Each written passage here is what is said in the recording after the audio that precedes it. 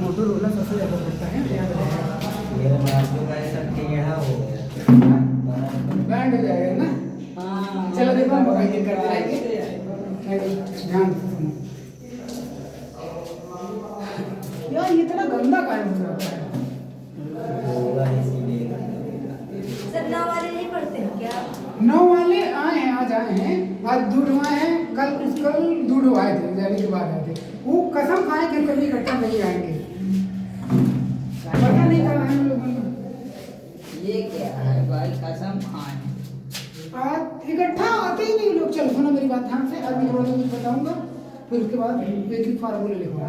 हाँ, मैंने एक बात बताया था, 6 प्रकार के प्रतिबिंब बनते हैं ना, 6 प्रकार के प्रतिबिंब बनते हैं। इसमें भी तुमको थोड़ा सा मैं बता देता हूँ कौन क्या होता है। 6 प्रकार के प्रतिबिंब बनते हैं उत्तल लेंस में। जी सर। उत्तल लेंस में कितने प्रकार के बनते हैं? 6 प्रकार के। ये बनाइए,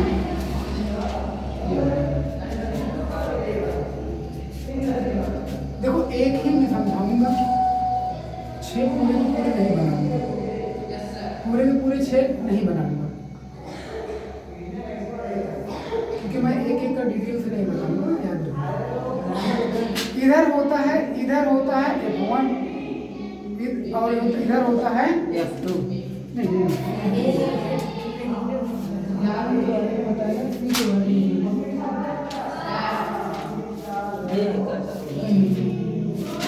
तो अपनी किताब में थोड़ा उसमें दिया है।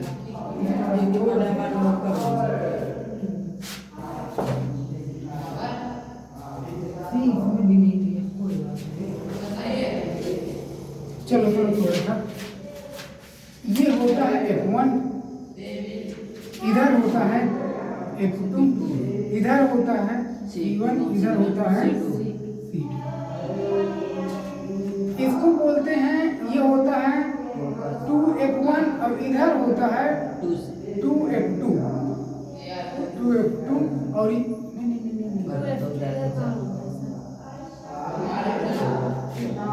ये होता है 2F1, यहाँ 2F1 और ये होता है सिर्फ F1। इधर साइड क्या होता है, यहाँ पे होगा F2, नीचे बनाते हैं, ये इधर होगा F2, उसके बाद थोड़ी सी दूर पे जो होगा वो होगा 2F2। फिर ये है F1, ये है F2, ये है 2F1, ये है 2F2। मतलब दूसरी सतह का फोकस, जो पहले जो लिखा है ये दूसरे के बारे में बता रहा है। कौन से देखो 2 सतह है, एक सतह ये वाली है ये वाली, और एक सतह ये वाली है, दोनों बोला दोनों को अलग अलग काट के, लेकिन ये हम नहीं बनाएंगे क्योंकि इतना ही है, वो समझाने के लिए मैंने ऐसे बताया। अब सुनना मेरी बात, तुमको इसमें पता है कि जब मुख्य अक्ष के समांतर किरण आती है तो वहां पे मिलती है जाके फोकस भी मिलती है ना, और जिसको हम फोकस या द्वितीय फोकस भी कहते हैं। इसकी परिभाषा भी मैंने लिख पाया है, मुख्य अक्ष के समांतर आने वाली प्रकाशीय किरणें लेंस के अपवर्तन पश्चात जिस बिंदु पर केंद्रित होती हैं या जिस बिंदु पर मिलते हैं उसे इसका फोकस या द्वितीय फोकस कहते हैं या मुख्य फोकस कहते हैं। देखो जब वस्तु अनंत पर स्थित होती है, जब वस्तु अनंत पर स्थित होती है ना, जब वस्तु अनंत पर स्थित होती है तो वस्तु का प्रतिबिंब F2 पर, वस्तु का प्रतिबिंब कहाँ बनता है? F2 पर बिंदु आकार का तथा छोटा बनता है। जब वस्तु अनंत पर स्थित होती है तो वस्तु का प्रतिबिंब कहाँ बनता है? F2 पर बनता है। फिर से सुनो, जब वस्तु अनंत पर स्थित होती है तो वस्तु का प्रतिबिंब कहाँ बनता है? F2 पर बनता है, छोटा और बिंदु आकार का बनता है। समझ आया? अब दूसरी बात हम क्या बोलेंगे, जब वस्तु 2F1 से दूर, 2F1 इधर 2F1 से दूर, या तो हम कह सकते हैं कि अनंत तथा 2F1 के बीच में 2F1 है, इधर क्या है? अनंत है। दूसरे नंबर पे ये पहले नंबर पे कहाँ होगा? पहला नंबर पे वस्तु कहाँ होगी? वस्तु होगी अनंत पे। इसका चिन्ह जानते हैं ना, इनफाइनाइट, इसका मतलब होता है अनंत। और तो वस्तु यहाँ होगी तो प्रतिबिंब कहाँ बनेगा? प्रतिबिंब नहीं बनेगा,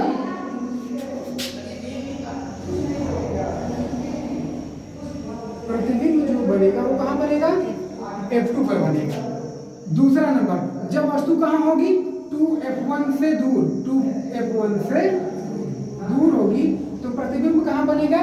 प्रतिबिंब बनेगा F2 तथा 2F2 के बीच में बनेगा। देखो सुनना, जैसे जैसे वस्तु को हम पास में लेते जाएंगे प्रतिबिंब आगे बढ़ता जाएगा। कुछ समझ रहे हैं? पहले वस्तु अनंत में रहेगी तो प्रतिबिंब F2 पर बनेगा, जैसे थोड़ा सा और पास में लाएंगे तो प्रतिबिंब आगे की ओर बढ़ता जाएगा। मतलब अगर वस्तु 2F1 से दूर होगी तो प्रतिबिंब कहाँ बनेगा? F2 तथा 2F2 के बीच में बनेगा। कहाँ बनेगा? बीच में, यहाँ बीच में बनेगा। और आगे जाएंगे तीसरी कंडीशन में। अब तीसरी कंडीशन में क्या करेंगे? जब वस्तु 2F1 पर, देखो अभी कहाँ थी? थोड़ा सा इससे दूर थी, 2F1 से कहाँ थी? दूर थी। अब तीसरी कंडीशन में जब हम वस्तु को 2F1 पर रखेंगे तो वस्तु का प्रतिबिंब बनेगा 2F2 पर। वो वाली सिचुएशन याद है जब वस्तु को वक्रता केंद्र पर रखते थे, वस्तु का प्रतिबिंब वक्रता केंद्र पर ही वस्तु के बराबर का आकार का वस्तु तथा उल्टा बनता था ना। तो देखो इसकी परिभाषा भी बोलते जाता हूँ। पहला नंबर की अगर मैं परिभाषा बोलूँ, जब वस्तु अनंत पर स्थित होती है तो वस्तु का प्रतिबिंब F2 पर वस्तु से छोटा वास्तविक तथा उल्टा बनता है। इसकी परिभाषा अगर मैं बोलूं, जब वस्तु 2F1 से दूर हो तो वस्तु का प्रतिबिंब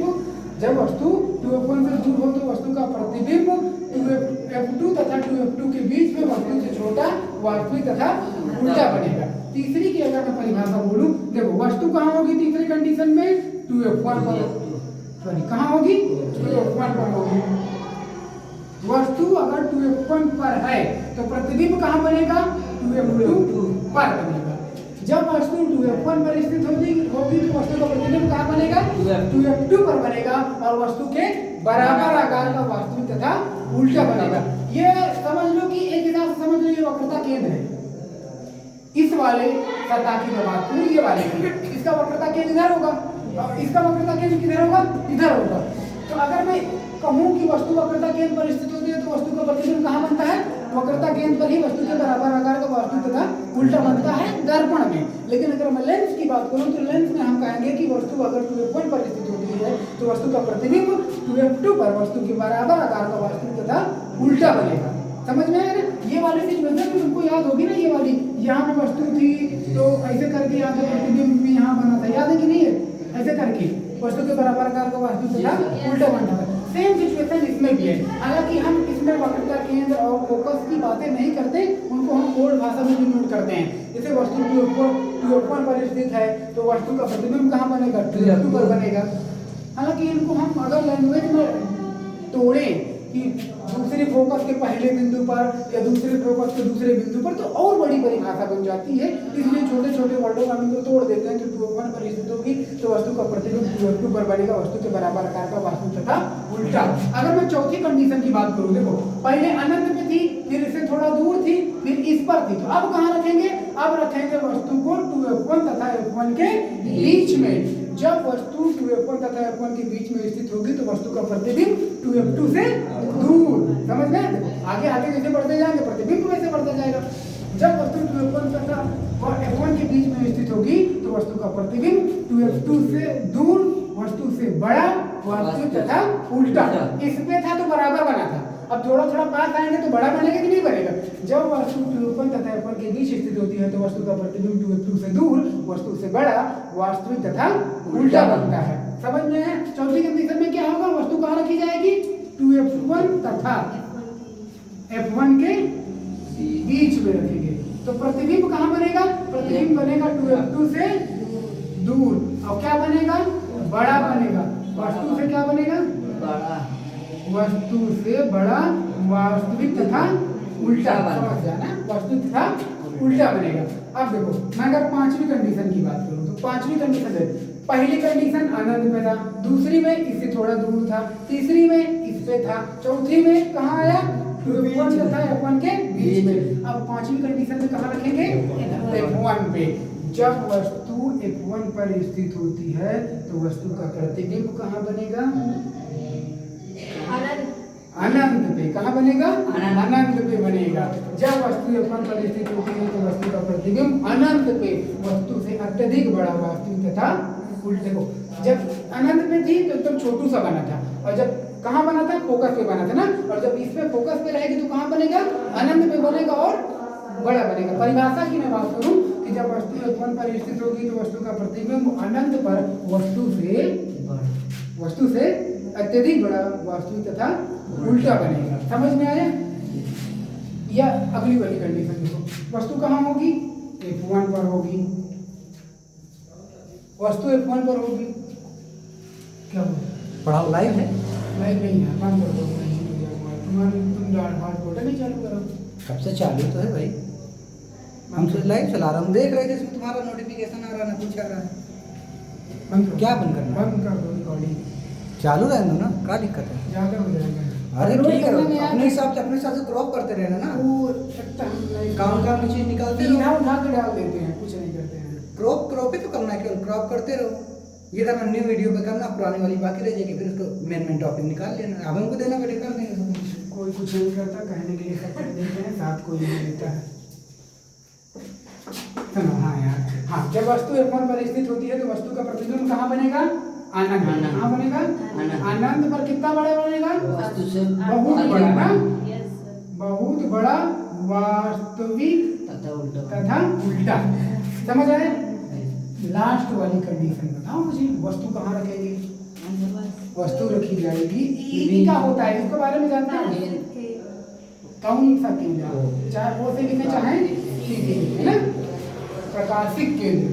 जब वस्तु F1 तथा प्रकाशिक केंद्र के बीच में स्थित होती है तो वस्तु का प्रतिबिंब कहाँ बनता है? कहाँ बनेगा?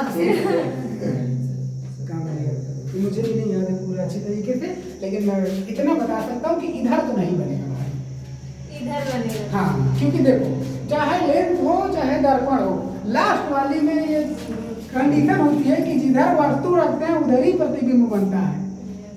नहीं, ये ना कहना कि दर्पण में कि सर पीछे बन जाता है, लास्ट वाले दर्पण में कहाँ बन जाता है? पीछे बन जाता है ना। याद है ना, दर्पण में पांचों इधर बनते हैं जो कि वास्तविक होते थे, और एक लास्ट में इधर बन जाता था जो कि आभासी होता था और ऊपर बनता था, है ना। तो इसमें भी जो लास्ट वाली कंडीशन की परिभाषा सुनो, जब वस्तु F1 तथा प्रकाशिक केंद्र के बीच में स्थित होती है तो वस्तु का प्रतिबिंब वस्तु की ही ओर, किधर? वस्तु की ही ओर, वस्तु से बड़ा आभासी तथा सीधा बनेगा। जब आभासी बना प्रतिबिंब तब सीधा बना, है ना। तो फिर जब वस्तु F1 तथा प्रकाशिक केंद्र के बीच में स्थित होती है तो वस्तु का प्रतिबिंब वस्तु की ही ओर मतलब जिधर वस्तु रखी है, वस्तु की ही ओर, वस्तु से बड़ा आभासी तथा सीधा बनेगा। समझ आया? 6 प्रकार के प्रतिबिंब मैंने बताए हैं। लिखवाने के लिए सोचना भी मत, क्योंकि बहुत टाइम लगेगा। मैं लिखवाऊंगा, इसलिए मैंने सिर्फ रफली बता दिया है ताकि थोड़ा बहुत तुम्हें याद रहे। इसमें से क्वेश्चन कैसे पूछेगा? क्वेश्चन दे देगा कि अगर वस्तु को F1 पर रखा जाए तो प्रतिबिंब कहाँ कहाँ बनेगा, ऐसे करके पूछेगा। तो इस सबको मैं हटा देता हूँ, सबको मैं हटा के मैं सिर्फ इतने में तुम्हें 6 के 6 पूरा याद करवाने की कोशिश करूँगा। मैं कह रहा हूँ तुम कुछ याद नहीं करना, अगर तुम कुछ लिखना चाहते हो इसमें तो लिख लो, थोड़ा सा लिख लो, मैं थोड़ा सा इसे बंद कर दूँ। ये 10 मिनट से ज़्यादा हो गया। अच्छा,